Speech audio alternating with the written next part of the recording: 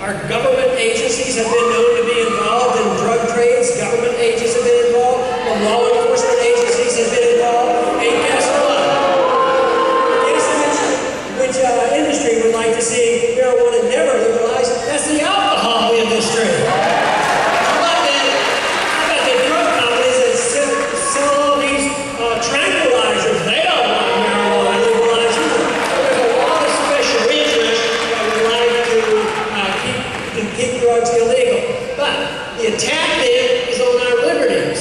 That is the important thing. We want our freedoms to make these decisions, even when the wrong decisions are made.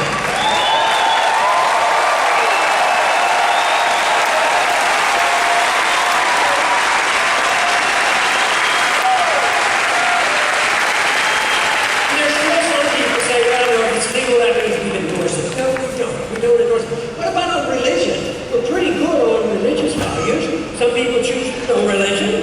Some people pick different ones, 10, 20, 30, 50 different kinds of religion. But we generally protect that and say that's your own choice. You can make your own choice. We are not judgmental about that.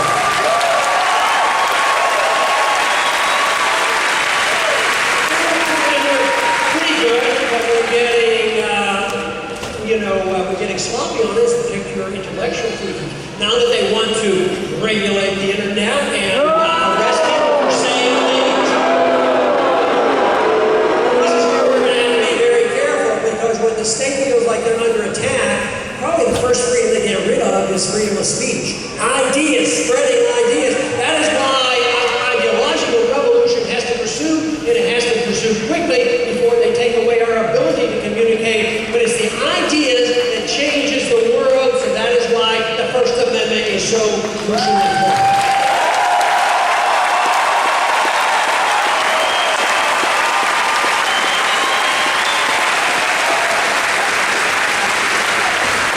In the same area that we have a great deal to be concerned about, and that is economics. We're in an economic mess. It's very, very bad. I am convinced it's worse than anything that we faced. Worse than the Great Depression, worse than world when we're in major wars. Because the fundamentals, the foundation of our economic system, the understanding of property rights, the understanding of monetary policy has so eroded that the bubble that still exists is so huge and it's worldwide. So when we see hints of this breaking apart, in Europe, or what's going to happen, to the euro and the European community, and what's going to happen to us, well, generally so far, with our Federal Reserve and our Treasury, and so far our Congress has said, well, we better be in Europe because our banks are there, and we don't want to let everybody fail, so we have to keep bailing them out. And I would say that eventually is going to bring the downfall of the dollar and the downfall of the economy, which means that there will be more excuses for them to crack the whip and crack down on our civil liberties. This is why understanding civil liberties, individual rights are so crucial, and tying it in to monetary policy and property rights, because we cannot allow that to happen.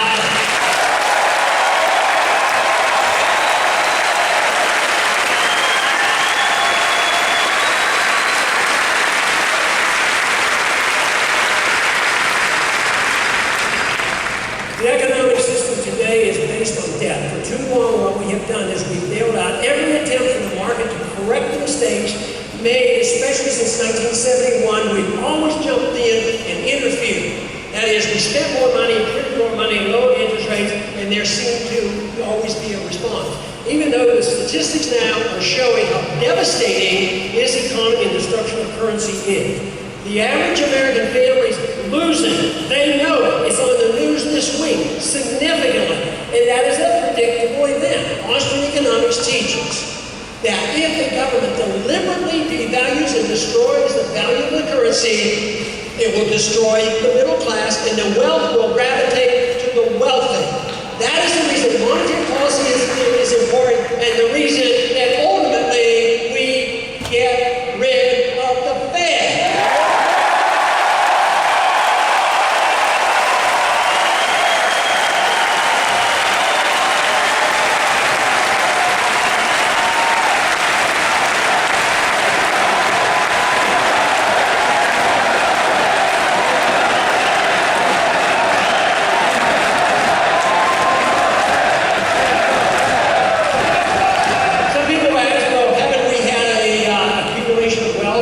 the last several decades. Some people have gotten wealthier. The average person hasn't. The middle class is smaller, is especially smaller in these past 5 years. So you print money, and even if they get a GDP to go up, it's represented by the government spending more money on cruise missiles or something. And that doesn't help you. It doesn't help your income. It doesn't help keep prices down. It doesn't help you one bit. And it is so destructive because when the trouble comes and the Fed said, we are all wise, we know what interest rates should be, we know what the cost of money should be, and therefore we're going to make it free. And guess who qualifies? The big banks. And they get free money and they loan it back to the governments and they buy the bonds, finance the political system, and they make a lot of money. But what happens to the average person who decides they need to be frugal? Times are tough. Spend less, save more, be prepared, take care of ourselves, act responsibly. Guess what? Instead of getting a market rate of interest, which very well could be 5, 6, 7, 8%, they get 1% or nothing. So it is so unfair, and once again, it is biased against the people, protects the big banks, the big corporations, and the politicians.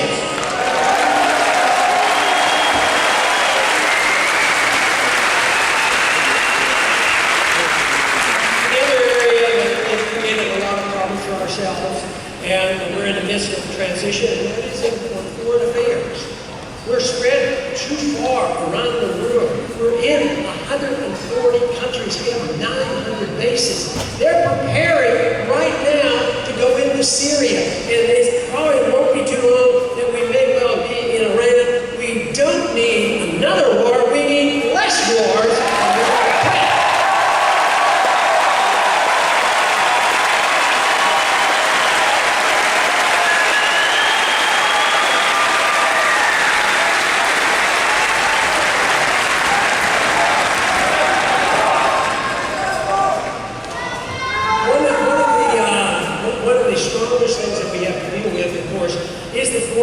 As a consequence of the tremendous fear about being attacked by terrorists. But terrorism is a serious subject to deal with, and if you understand the blowback mechanism, of course, we think we can do a whole lot to reduce the threat of terrorism. But right now, the threat of any of us being killed by terrorists is about 1 in 25 million.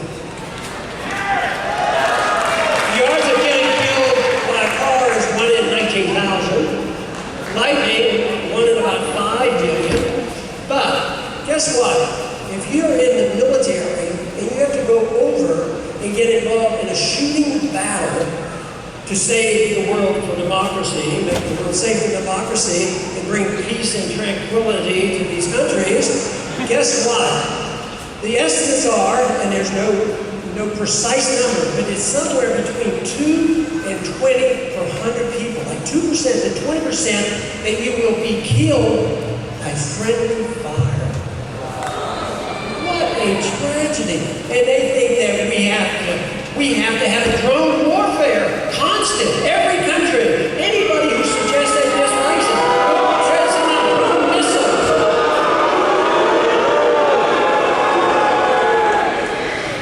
And guess what? That does not win friends. Does not to help us in any way whatsoever. And it's been said that we were very pleased that we were over there. It was much easier killing us over there than meeting them over here where the Second Amendment is still alive and well.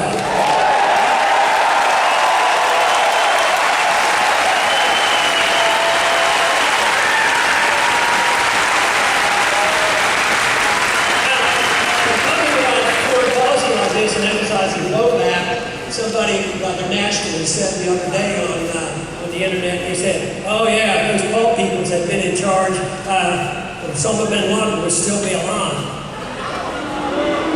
You know what I think the answer is?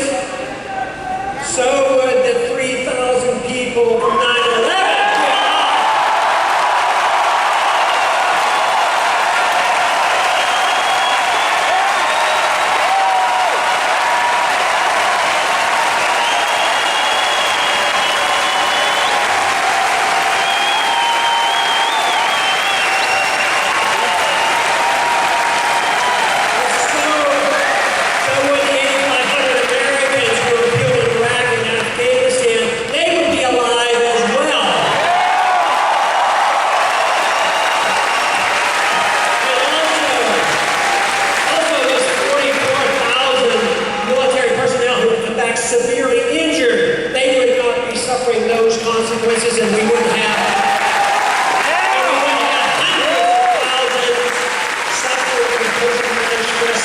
syndrome as well as brain injury.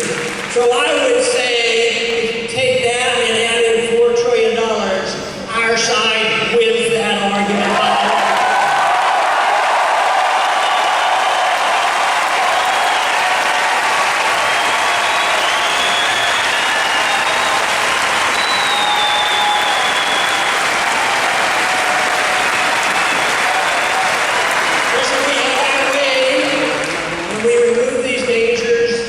A president would not be able to assassinate anybody, especially never an American citizen.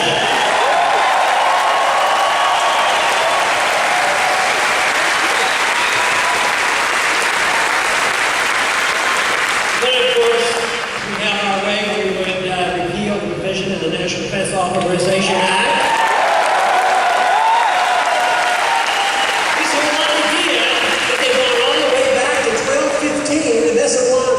Progress of liberty and repeal habeas corpus by saying that you don't have any right of due process and the military can arrest us and put in private prisons and never get a trial.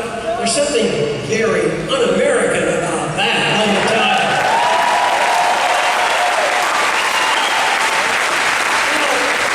When that bill was being debated in the Senate, there was a provision in there so that actually it looked like it was going to get passed. The provision said that if we as American citizens were arrested and we were tried and found innocent in a jury trial, they still claimed that they could put us away forever and held indefinitely in detention. But it didn't get that bad. It's still bad, but there was a senator, I can't think of his name, I think he was from Kentucky, and he was able to stop that. Once it got out on the table, they said, oh, we didn't know that was in there. Of course, that's always possible because they don't have the biggest idea what they're voting on most of the time.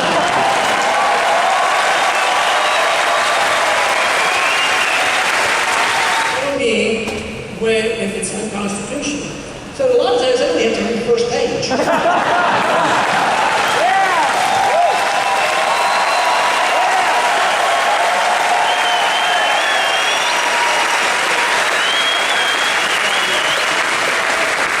there was ever a time if I wasn't well-informed or I came quickly and thought, well, I maybe haven't thought this through completely, let me tell you, it's always been safe to vote no.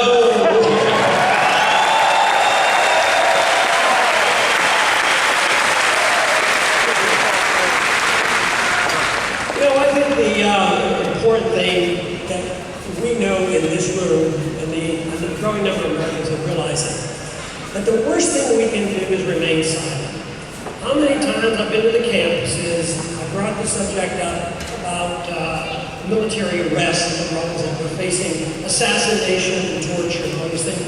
And I said, but how many times have you read or heard about it on the evening news? I mean, it's almost like there's a silence out there. But early on in the campaign, I would bring up, I just would say, well, let me tell you a little bit about NDAA, and I would think I had to fully explain it. But as soon as I said NDAA,